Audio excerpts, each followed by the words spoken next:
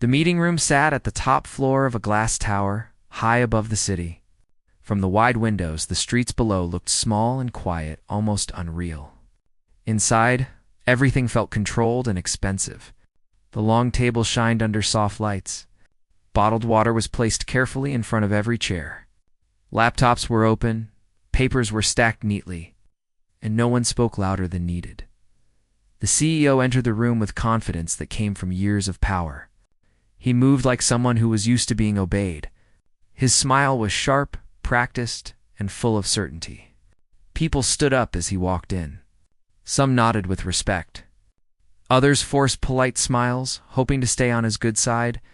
He had built his reputation as a fearless leader, someone who crushed competition and never lost. This meeting mattered. The company was preparing for a major expansion, and the investors gathered here controlled millions. Every person at the table wanted something: growth, security, influence. The CEO believed he was the smartest person in the room, and he expected agreement, not questions. Near the end of the table sat a man who did not fit the room. His suit was clean but plain. No flashy watch. No loud confidence. He arrived early, chose a seat quietly, and waited. While others chatted about markets and travel, he simply observed. He watched who spoke first, who interrupted, who avoided eye contact. He listened more than he talked. When the meeting began, the CEO spoke for a long time. He talked about success, profits, and the future. Slides moved fast across the screen, filled with numbers that looked impressive at first glance. Heads nodded around the table. Pens moved. Some investors smiled, already thinking about returns. Then the CEO asked if there were any questions. There was a pause. No one wanted to be the first to challenge him. The quiet man raised his hand slightly. The CEO looked surprised. He glanced down the table, trying to remember the man's name. He didn't. That already annoyed him. Yes. The CEO said, his tone polite but impatient. The man spoke calmly. His voice was steady and clear. He asked about a set of expenses listed under a small line item in the report. The question was simple. Almost too simple. He wanted to know why those costs had doubled in 1 year without explanation. The CEO smiled. Then he laughed. Not a small laugh. Not a polite one. A loud laugh that filled the room. He leaned back in his chair, looking around as if inviting others to join. That's a basic question, he said. Something you'd understand if you had more experience in deals like this. A few people chuckled. Some laughed because they didn't want to stand out. Others stayed silent, uncomfortable but unwilling to speak up. The man did not react. He didn't smile or look embarrassed. He simply nodded and wrote something in his notebook. The CEO continued, explaining the expenses in a rushed, careless way. He moved on quickly, as if the question wasn't worth more time. But something in the room shifted. The man raised his hand again. This time, the laughter stopped. He asked another question. This one was about a partner company mentioned briefly in the report. He wanted to know why the company had changed its registration, addressed 3 times in 2 years. The CEO's smile tightened. He answered quickly, brushing it off as a normal business move. Again, the man wrote in his notebook. The CEO felt his patience slipping. He had built his career on control. Questions like these felt like challenges, and he hated challenges, especially from someone he saw as insignificant. The rest of the room watched closely. Some investors shifted in their seats. Others avoided looking at the man, afraid they might be linked to his questions. Outside the building, the city moved as usual. Cars passed. People walked. No one knew what was happening inside that quiet room. The CEO continued his presentation, speaking louder now, faster. He wanted to regain the energy. He made jokes. He praised the company's strength. He talked about trust, but the man kept listening. He noticed small things. How one executive avoided certain slides. How another cleared his throat when certain numbers appeared. How the CEO skipped over details that usually mattered. The meeting went on. When it ended, CEO stood, confident again. He thanked everyone for their time and said he looked forward to working together as people began to stand. The man closed his notebook. He did not smile. He did not argue. He simply looked at the CEO one last time, calm and unreadable. The CEO noticed that look. For just a moment, it unsettled him, but he brushed the feeling aside. He had laughed at the questioner. He had won the room, or so he believed. What no one in that room knew was that this meeting was only the beginning. The laughter would not last, and the quiet man's questions were not meant to impress anyone at the table. They were meant to test the truth, and the truth was already moving closer. After the first round of questions, the room returned to a false calm. The CEO leaned back, adjusting his cufflinks, trying to look relaxed. His laughter had filled the space, but inside, there was a tension he refused to admit. He could feel it, a small ripple in his perfect control. The quiet investor remained still, taking notes in his small notebook. He didn't speak much, but every word the CEO said was being measured, weighed, and recorded. There was a method to the man's silence. He was not here to argue for attention. He was here to find out what was hidden as the CEO continued the presentation. He spoke about growth, profits, and new opportunities. The slides showed charts with rising lines, promising deals and partnerships that seemed flawless. Most people in the room nodded. They wanted to believe the picture he painted. They wanted to believe the laughter earlier had been harmless, a joke that made the meeting lighter. But the investor noticed discrepancies, tiny inconsistencies that would be invisible to someone who was not paying attention. He saw how some numbers didn't match previous reports. He noticed some pages had been omitted or swapped in the report package. He observed the body language of the executives around the table, subtle glances, nervous fingers tapping, and sudden clears of the throat. All of this added up to something the CEO did not want anyone to see. The CEO paused to take a sip of water. The man across from him lifted his pen and asked another question. This time, it was about the timeline of a major investment. He wanted to know why a project that was supposed to be completed in 18 months had now been delayed to 30 months with no explanation. He asked if the delay had cost the company extra money and whether the funds were accounted for properly. The CEO laughed again, but it was shorter this time, forced. "Delays happen in business," he said, shrugging. "Some projects are bigger than expected. It is normal. Nothing to worry about." He looked around the room, hoping someone would support him with a nod or a smile. Some did, but the quiet investor did not. He simply wrote down what was said and asked another pointed question about a subcontractor whose invoices seemed unusual. The CEO's annoyance grew. He felt the man's calmness like a shadow over him. Every attempt to dominate the room was met with patience and quiet scrutiny. The more the CEO tried to deflect, the more uncomfortable he became. The room sensed the shift. Investors who had seemed confident now looked uncertain. They glanced at each other, wondering if they had missed something. The investor continued asking questions that went deeper. He inquired about agreements that were signed without full disclosure. He asked about changes in accounting methods. He asked about the sudden resignation of a key executive. Each question was precise, carefully measured, and followed the thread of something bigger. The CEO tried to regain control. He spoke faster, pointed at slides, and smiled widely. He used corporate jargon, hoping to confuse or impress. But the investor did not respond to confusion or flashy language. He asked clear, simple questions. Cutting through the noise at one point, a nervous executive interrupted. Trying to defend the CEO, he explained that certain decisions had been approved by the board, hoping to calm the tension. The investor listened carefully, then asked for documentation that should have been prepared in advance. The executive faltered, realizing the papers were incomplete. The CEO's face tightened.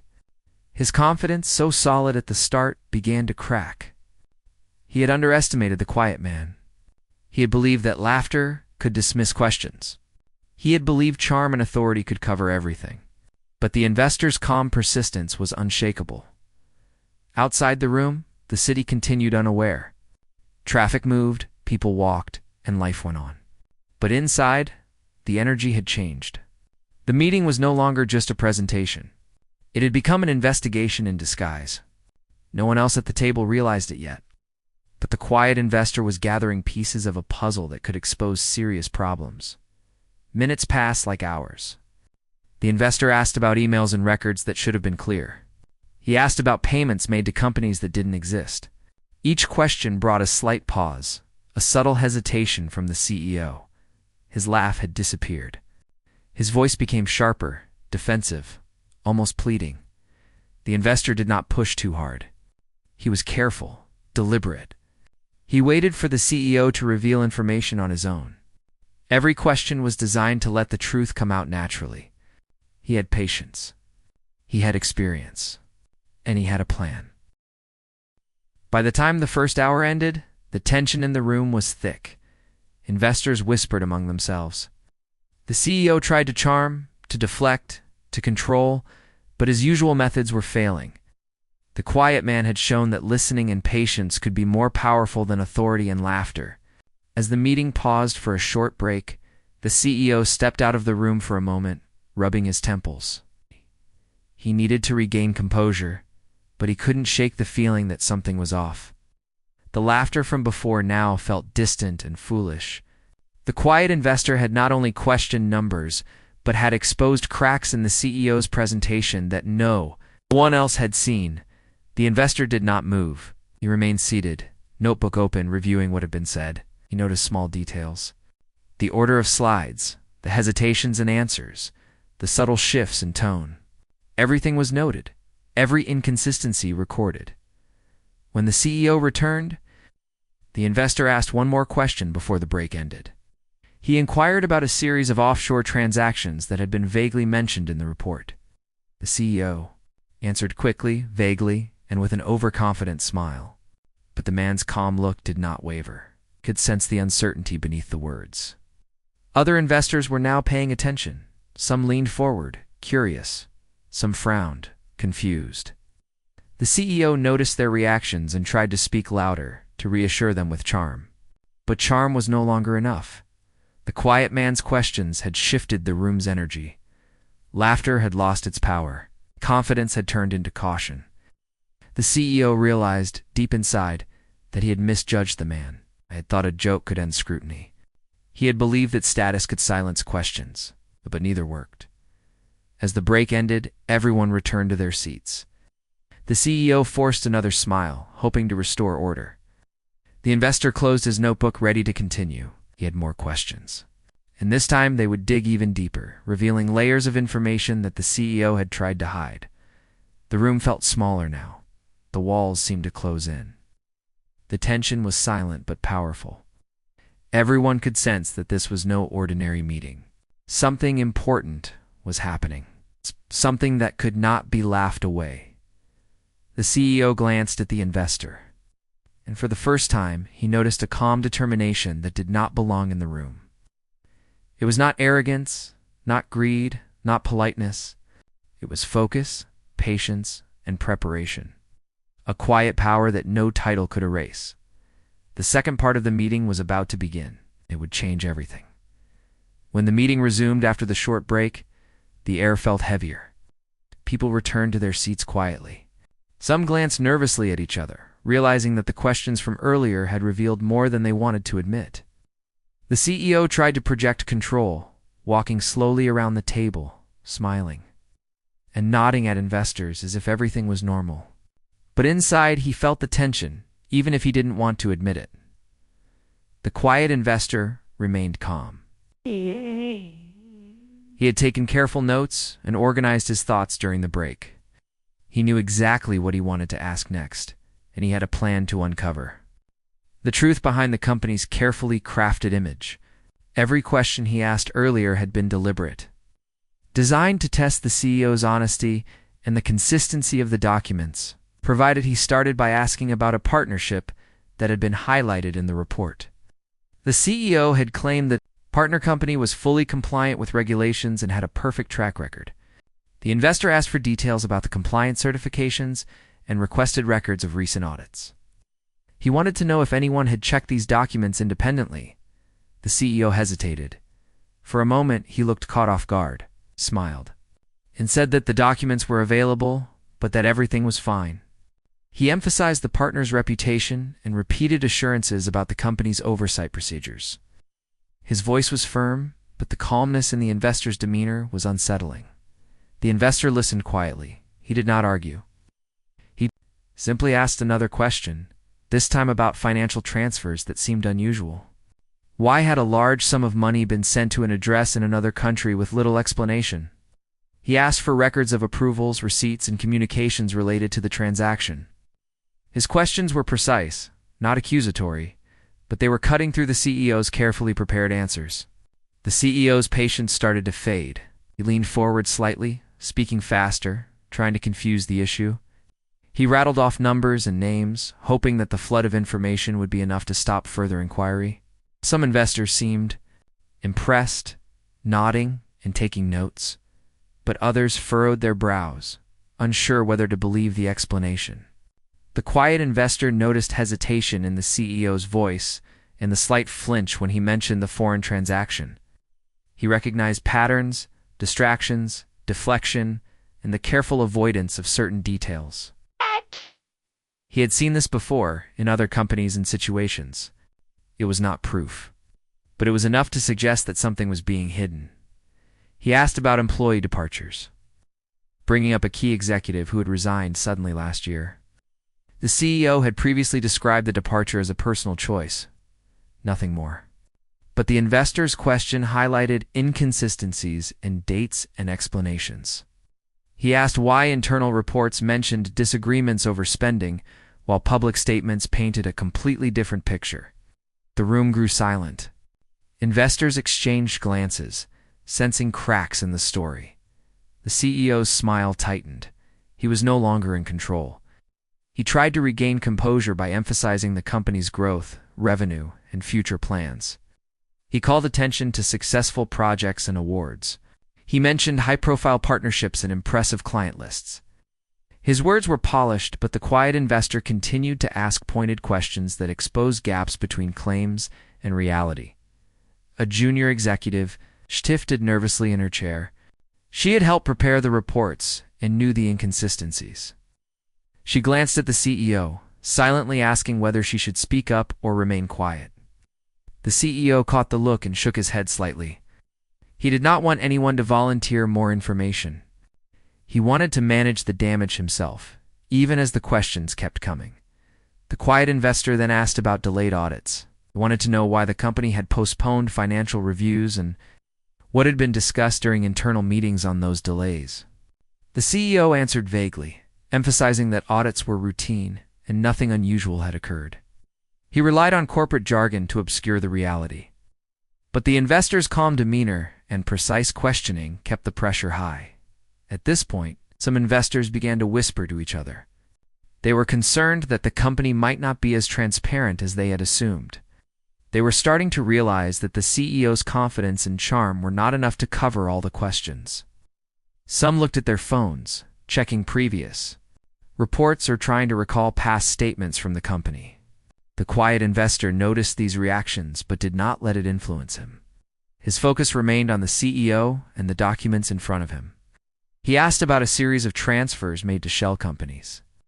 He wanted explanations for why these transfers were categorized as operational expenses. The CEO tried to deflect again, using complex terms and insisting that accountants had approved everything. But the investor's persistence and attention to detail made it difficult to provide a satisfying answer. The CEO realized he could no longer rely on charm. His usual tactics, laughing off questions, distracting with slides, or showing confidence, were not working.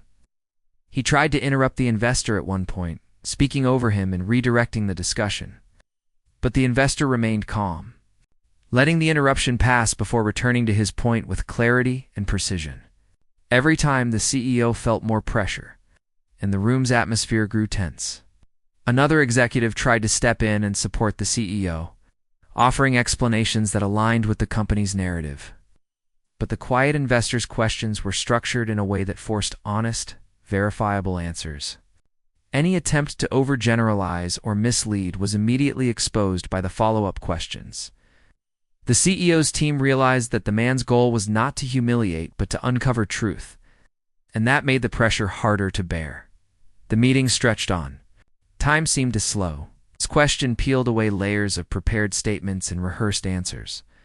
The CEO could feel his control slipping further. He became increasingly aware that he had underestimated this quiet investor. His laughter at the beginning of the meeting now felt naive and misplaced. The investor's calm persistence had exposed vulnerabilities that he had never considered could be challenged so openly. The quiet investor paused for a moment, reviewing his notes. He had a clear sense of the gaps in the company's story and the inconsistencies in the CEO's explanations. He asked a final question for this segment about a complex web of internal transfers and approvals. The CEO's face tightened, his words became defensive, and his usual confidence faltered. The room sensed the shift. Investors leaned in, trying to catch every detail. Some realized they might have overlooked important issues. Others worried about the company's stability and integrity. The CEO looked around, noticing the subtle changes in expressions and body language. He realized that laughter could not cover these problems. Charm could not mask them. As the first half of the meeting ended, everyone took a short break. The quiet investor stayed in his seat, reviewing notes and organizing his next set of questions. The CEO left the room, trying to collect himself and regain the image of control he had started with. But he could feel the tension lingering. It's a sense of vulnerability that he had not felt in years. Outside the room, the city moved as usual.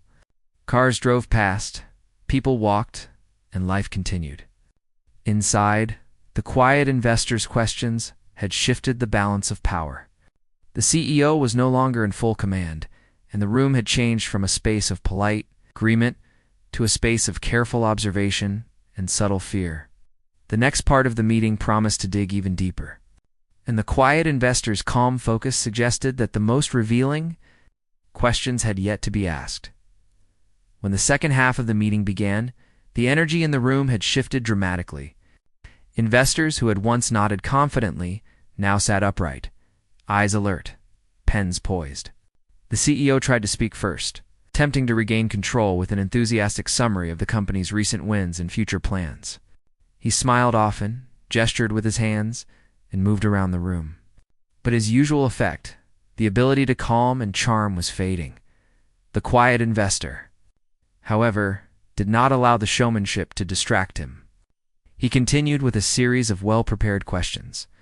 This time, he asked about some of the most sensitive areas in the company: contracts with offshore accounts, inconsistencies in financial filings, and sudden transfers that had no clear explanations. Each question was precise, delivered with calm authority, designed to get a truthful response. The CEO tried to respond with practiced answers, explaining each point with jargon and confidence. But there were cracks. His explanations were vague where clarity was expected. He deflected some questions with humor, attempting to laugh off the seriousness of the inquiry. The investor did not respond. He maintained a calm, focused look, jotting notes without interruption, never raising his voice, never showing impatience. Minutes passed, but the quiet intensity of the investor began to show effects. The CEO's team shifted nervously, exchanging uncertain glances. One executive leaned over to whisper to another, worried about the documentation they had prepared. Another executive checked his phone discreetly, trying to confirm data under the scrutiny of the investor's questions. The CEO noticed the subtle changes and felt the weight of the room's attention more acutely. The investor then asked about a series of internal audits that had been delayed. He asked who had approved the delays, the rationale behind them, and what the final outcomes were expected to show. The CEO's responses were hurried, less confident than before. He emphasized that the company followed all procedures, that audits were routine, and that nothing improper had occurred. But his tone lacked the certainty that had been so evident in the beginning.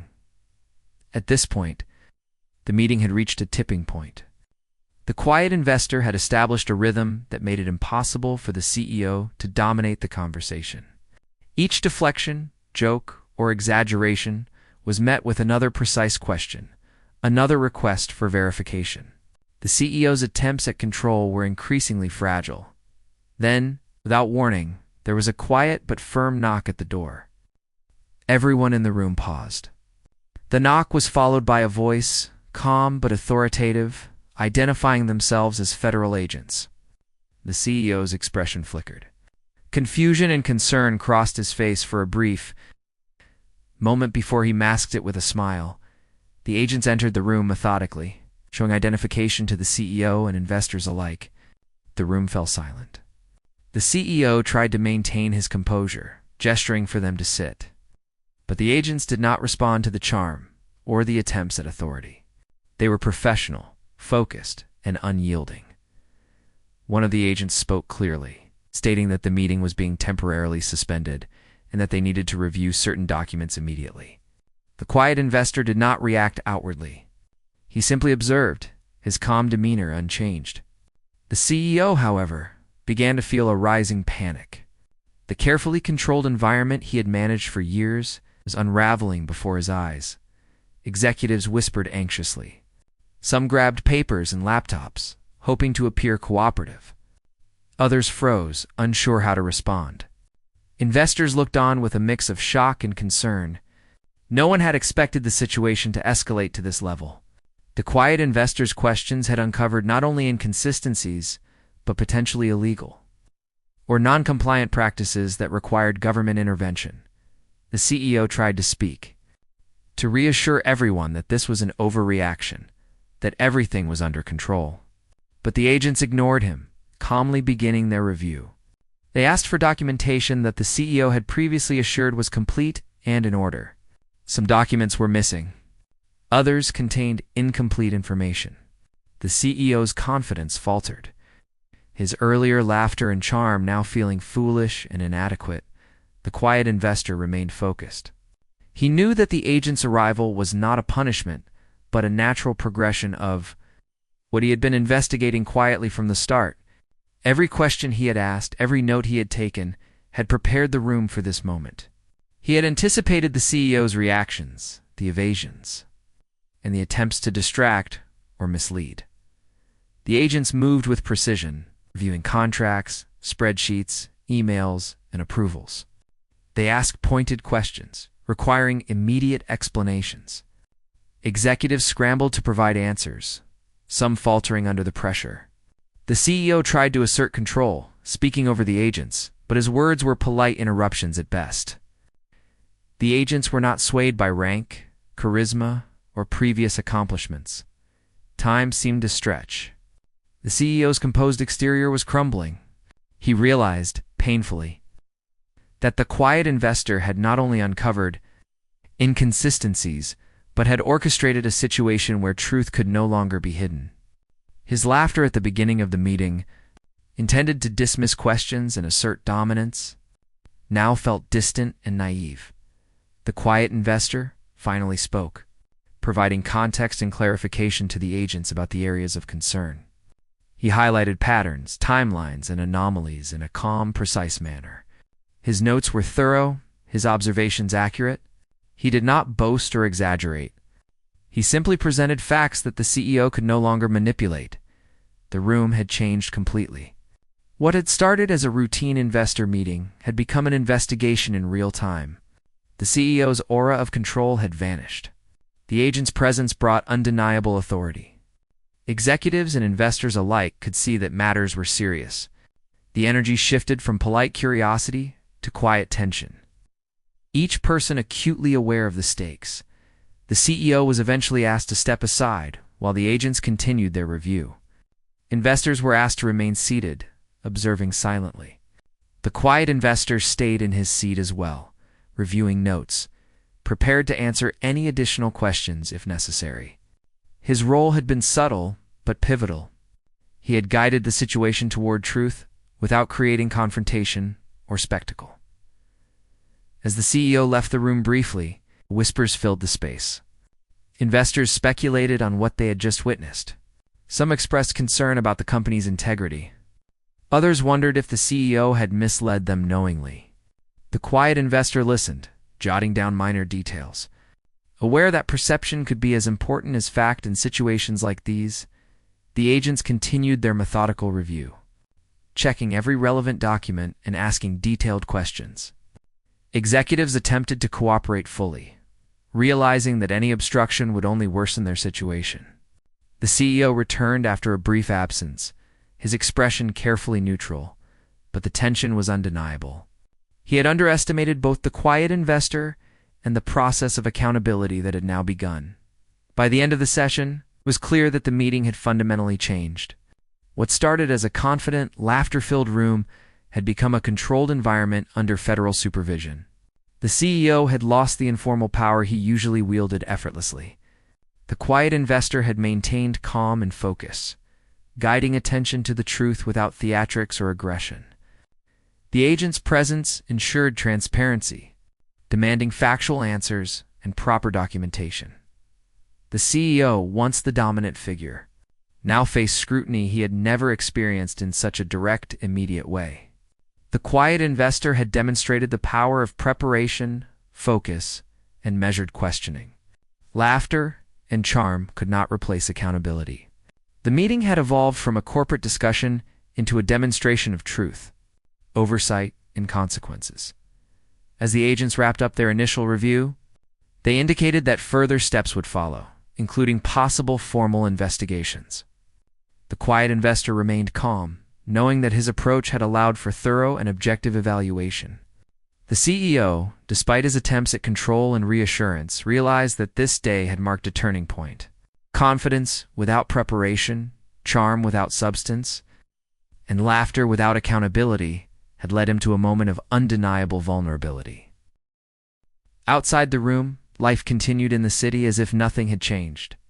Inside, however, the quiet investor's questions, careful observation, and methodical approach had altered the course of events. The CEO's image of invincibility had been shaken, and the reality of accountability had been made clear. The meeting had become a lesson in focus, patience, and the consequences of underestimating those who observe quietly and act. Thoughtfully, after the federal agents had completed their initial review, the room remained tense. The CEO sat quietly, a rare moment of silence replacing his usual confident chatter. Executives exchanged nervous glances, unsure how to proceed, and investors leaned forward, their curiosity now mixed with concern. The quiet investor remained calm, his notebook open, reviewing what had already been documented. Every detail mattered, and he had carefully prepared for this very moment.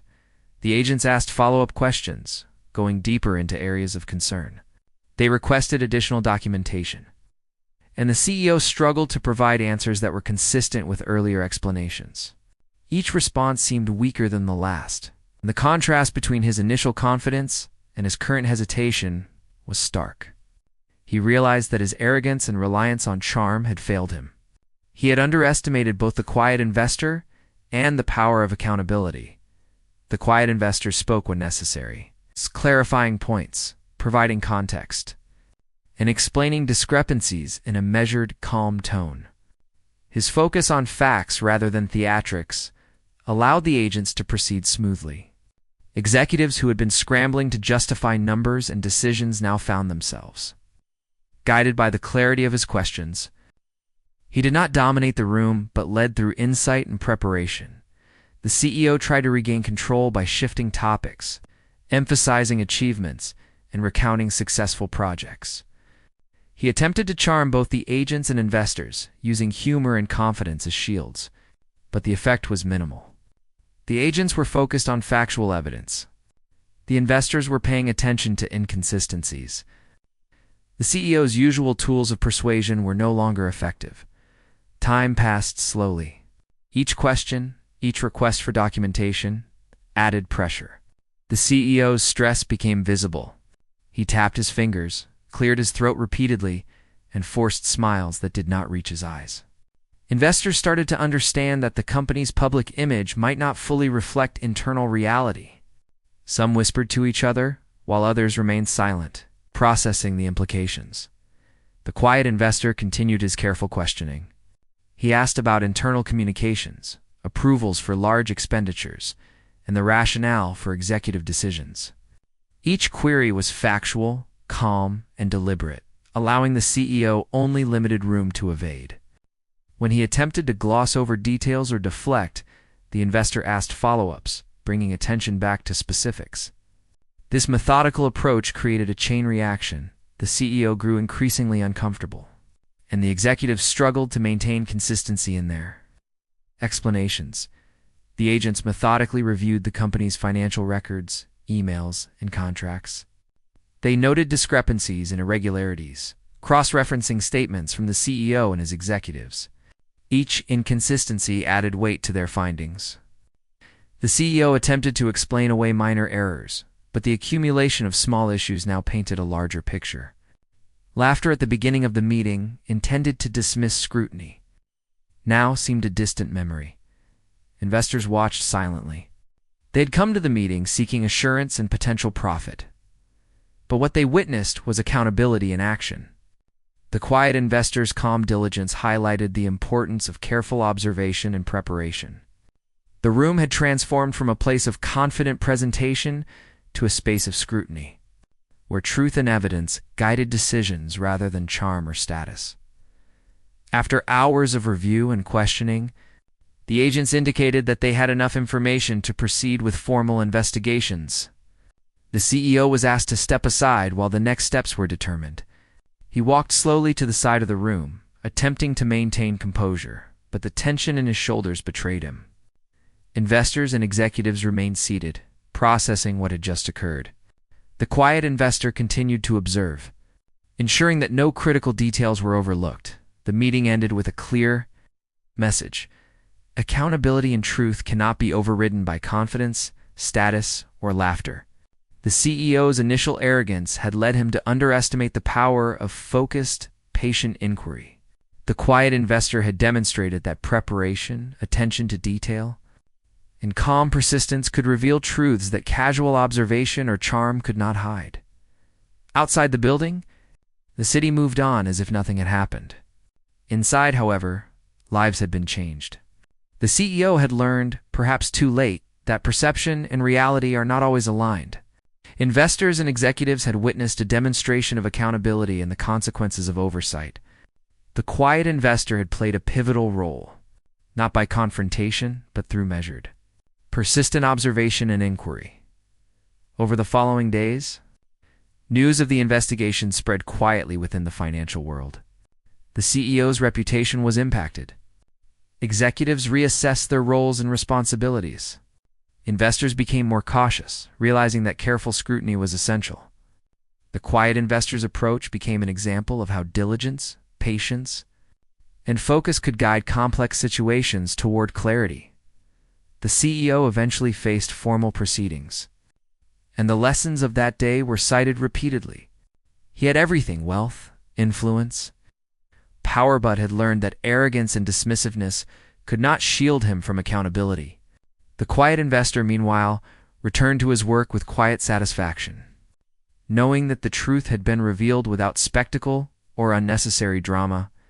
This story became a lesson in the importance of focus, preparation, and integrity. Laughter and charm might control a room temporarily, but honesty and diligence determine outcomes. The meeting, which began with confidence and laughter, ended with truth and accountability. The quiet investor's role was a reminder that careful observation, calm questioning, and methodical persistence could change the course of events. Protect those who rely on truth. Reveal the reality behind appearances. The CEO would never forget the day the quiet investor had turned a simple meeting into an undeniable display of truth.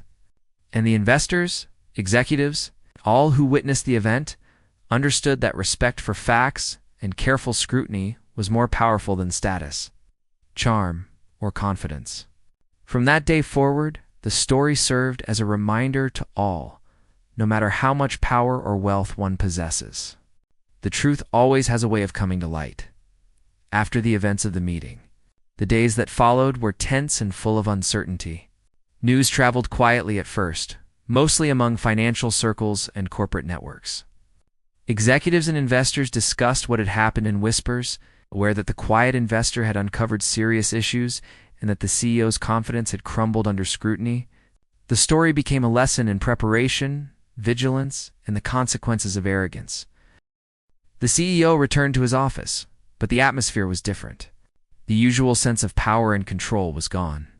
He walked through the glass doors, past the polished lobby, past the receptionist who greeted him politely, but there was an unmistakable tension in every step he took.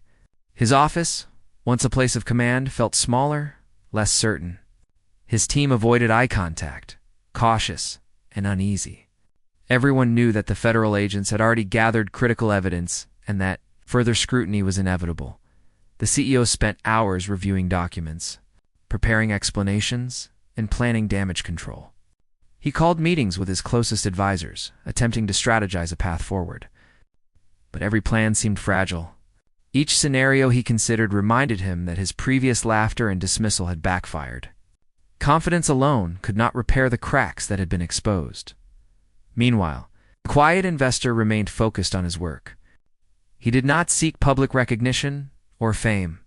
He reviewed his notes, cross-checked information, and ensured that nothing had been overlooked. His role was subtle, but essential. He had guided the room toward truth through careful observation and calm questioning.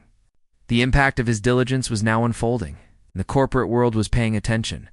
The CEO received calls from some investors expressing concern. They asked for meetings for explanations and for assurances. Each call was a reminder of how quickly perception could shift and how trust could be fragile. The CEO answered cautiously, using practiced language and measured tones, but he could sense the wariness in their voices. Confidence and charm could no longer guarantee loyalty or belief. Executives within the company also felt the tension. They reviewed reports, double-checked numbers, and prepared for possible inquiries from regulatory authorities. Internal communications shifted from casual updates to detailed explanations, with careful documentation at every step. The quiet investor's impact was evident. His questions had set a standard for accountability that everyone had to meet. Over the next few weeks, federal agents conducted a thorough investigation. They reviewed financial records, emails, contracts, and internal communications. Every inconsistency, every unusual transfer, and every unexplained decision was examined. The CEO cooperated, but it was clear that his prior approach, relying on authority, charm, and laughter, was inadequate. The investigation revealed patterns that confirmed the quiet. Investors' initial concerns, the quiet investor continued to play a crucial role, providing context and clarification when required. He answered questions factually, calmly, and without judgment. His approach helped ensure that the investigation remained focused on truth rather than speculation. He did not seek to punish or humiliate. His goal was clarity, understanding, and accountability. Investors monitored the situation closely. Some were impressed by the thoroughness and attention to detail. Others were concerned about potential losses or reputational damage. The CEO's earlier bravado was now a distant memory, replaced by a cautious and reflective demeanor. He realized that trust, once shaken, required much more than charm to rebuild. Internally, the company began to implement changes. Policies were reviewed, approval processes strengthened, and oversight increased. Executives were reminded of the importance of transparency and accountability. The quiet investor's influence persisted, even without seeking attention, because his questions had revealed systemic issues that demanded long-term solutions. The CEO faced difficult decisions. He had to confront uncomfortable truths about the company, his leadership, and the culture he had fostered. Arrogance and overconfidence had led to oversight, and he now needed to address these issues with humility and diligence. It was a challenging process, but essential for restoring credibility. Over time, the story of the meeting and the investigation became a widely discussed lesson in corporate circles. Leaders, investors, and employees studied the events as a case study in accountability. The quiet investor's approach was cited as an example of effective diligence, preparation, and calm focus. Laughter and charm could not replace careful observation, critical thinking, and integrity. The CEO's recovery was gradual. He learned to listen more, to seek verification, and to value the perspectives of those who asked questions, even when uncomfortable. His wealth and power remained, but he understood that respect, credibility, and accountability were earned, not assumed. The quiet investor continued to work quietly, knowing that the impact of his actions was significant, even if unnoticed by the public. His calm persistence had revealed the truth, protected investors, and prompted meaningful change within the company. The lessons of the meeting, patience, preparation, and focus on facts resonated long after the initial event. In the end, the CEO learned that no matter how much influence or status one holds, ignoring careful scrutiny and dismissing questions can lead to consequences. The quiet investor's role demonstrated that truth often comes through calm observation and thoughtful inquiry rather than confrontation. The company adjusted its practices, executives became more accountable, and investors learned to value diligence over charm. The story served as a reminder that in any field, whether corporate, personal, or social, humility, preparation, and integrity are more powerful than arrogance or superficial confidence. The quiet investor's patience and focus created lasting change, showing that one person, asking the right questions at the right time, can make a profound difference. Through this experience, the CEO, the executives, and everyone involved realized that laughter and dismissiveness might momentarily shield someone from scrutiny. But truth and accountability are unstoppable. The quiet investor had proven that careful observation and persistence lead to clarity, that real power lies in integrity, insight, and preparation.